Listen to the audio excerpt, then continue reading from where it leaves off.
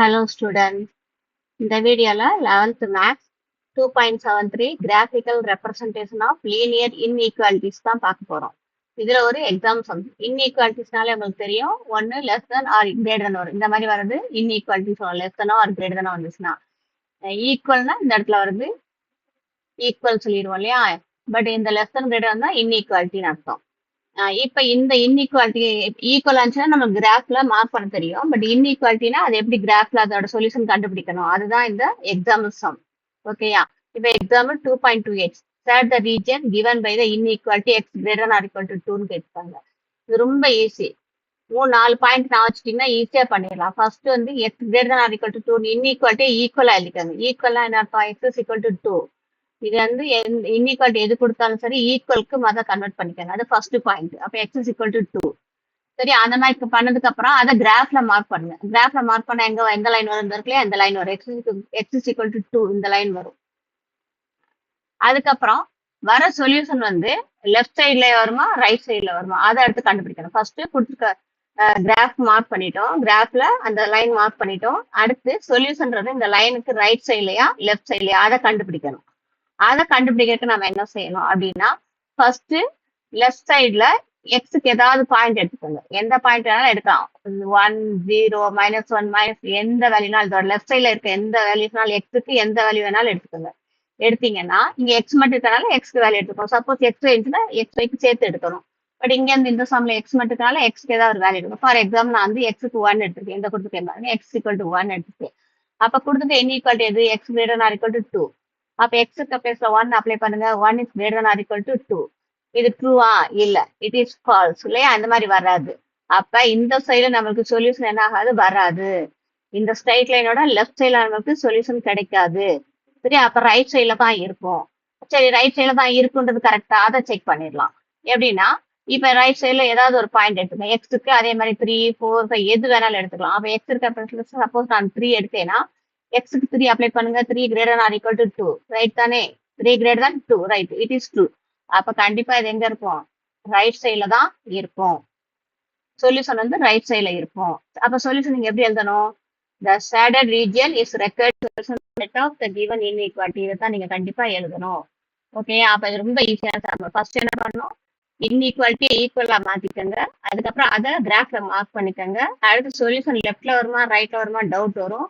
அப்ப லெஃப்ட்ல இருந்து சில பாயிண்ட்ஸ் எடுத்து போட்டு பாருங்க. எக்ஸுக்கு வேல்யூ எடுத்து அப்ளை பண்ணி பாருங்க. அது அந்த இன்இக்வாலிட்டி சாட்டிஸ்ஃபை ஆகுதா இல்லையான்னு பாருங்க. சாட்டிஸ்ஃபை ஆகலைன்னா அடுத்து ரைட் சைட்ல எடுத்து போடுங்க. அது சாட்டிஸ்ஃபை ஆச்சுன்னா அப்ப ரைட் சைட்ல தான் அதோட சொல்யூஷன் இருக்கும். புரிஞ்சதா? Next example 2.29 set the region given by the linear inequality. இந்த இன்இக்வாலிட்டி கொடுத்து இதோட சொல்யூஷன் கேட்டுருக்காங்க. அந்த கிராஃப்ல இதோட சொல்யூஷன் எங்க வரும்னு கேட்டுருக்காங்க. இப்ப வந்து ஃபர்ஸ்ட் இன்இக்வாலிட்டியை ஈக்குவல் வச்சு எடுக்காங்க. X plus 2y is equal to 3. இதுக்கப்புறமா எக்ஸுக்கு வேல்யூ கொடுத்துட்டு ஒய்யோட வேல்யூ கண்டுபிடிக்கணும். ஒய்க்கு ஏதாவது வேல்யூ கொடுத்து எக்ஸோட வேல்யூ மாற்றி எது வேணாலும் பண்ணிக்கலாம். 9th நம்ம படிச்ச மாடல் தான். இப்போ first x plus 2y is equal to 3 எடுத்துக்கோமா? இல்ல நான் எக்ஸுக்கு 0 கொடுத்தேன்னா ஒய்யோட வேல்யூ என்ன வரும்னு கண்டுபிடிச்சிருக்கேன். X is equal to 0 plus 2y is equal to 3, 2y is equal to 3, y is equal 3/2, so 1.5. ஒய்யோட வேல்யூ 1.5. அப்ப எக்ஸுக்கு 0 கொடுத்தா ஒய்க்கு 1.5. அதே மாதிரி எக்ஸுக்கு 2 கொடுக்குறேன்.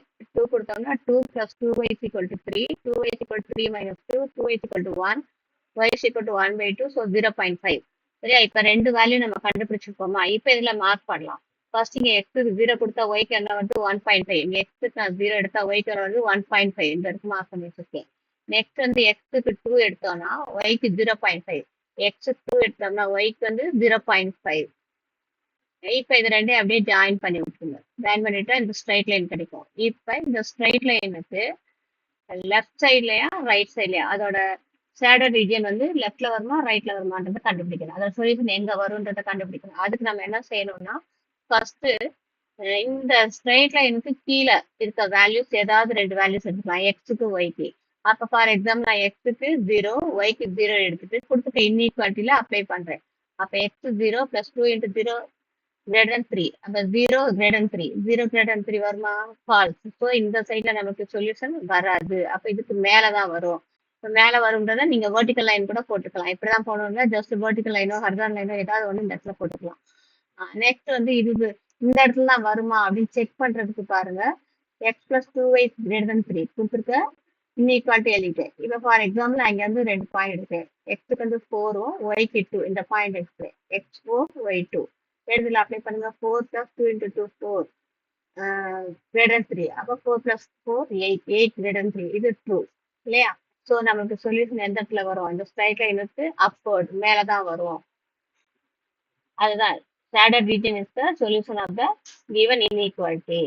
புரிஞ்சதா? ரொம்ப ஈஸி தான். ஃபர்ஸ்ட் என்ன பண்ணணும், கொடுத்துருக்காத இன்இக்வாலிட்டி ஈக்குவல் போட்டு எழுதிக்கங்க. அதுக்கப்புறம் எக்ஸுக்கு ஏதாவது வேல்யூ 0 கொடுத்தோம்னா ஒய்யோட வேல்யூ என்ன வரும் அந்த 2 பாயிண்ட்டை கிராஃப்ல மார்க் பண்ணுங்க. அதே மாதிரி அடுத்த இதுல திருப்பி இன்னொரு பாயிண்ட் மார்க் பண்ணிக்கோங்க. எக்ஸுக்கு ஒரு வேல்யூ கொடுத்து ஒய்க்கு வரும் அதையும் கிராஃப்ல மார்க் பண்ணி அதை ரெண்டையும் ஜாயின் பண்ணி ஒரு ஸ்ட்ரைட் லைன் கிடைச்சிடும். அந்த ஸ்ட்ரைட் லைனுக்கு லெஃப்ட் சைடு கீழேயா மேலேயா சொல்யூஷன் கீழே வருமா மேலே வருமா அதை செக் பண்ணுறதுக்கு என்ன பண்ணணும், திருப்பி கீழே ஏதாவது ஒரு பாயிண்ட்டை எடுத்துட்டு அதை அந்த இன்இக்வாலிட்டியில் அப்ளை பண்ணி பார்க்கணும். வர ரிசல்ட் வந்து ட்ரூவா ஃபால்ஸான்றதை பாருங்க. ஃபால்ஸ்னா அப்போ கண்டிப்பாக கீழே ஆன்சர் வராது, கீழே அதோட சொல்யூஷன் வராது, அப்போ மேலே தான் வரும். மேலே வருமானு செக் பண்ணணும்னு அவசியம் இல்லை, வேணும்னா நீங்கள் செக் பண்ணி பார்த்துக்கலாம்.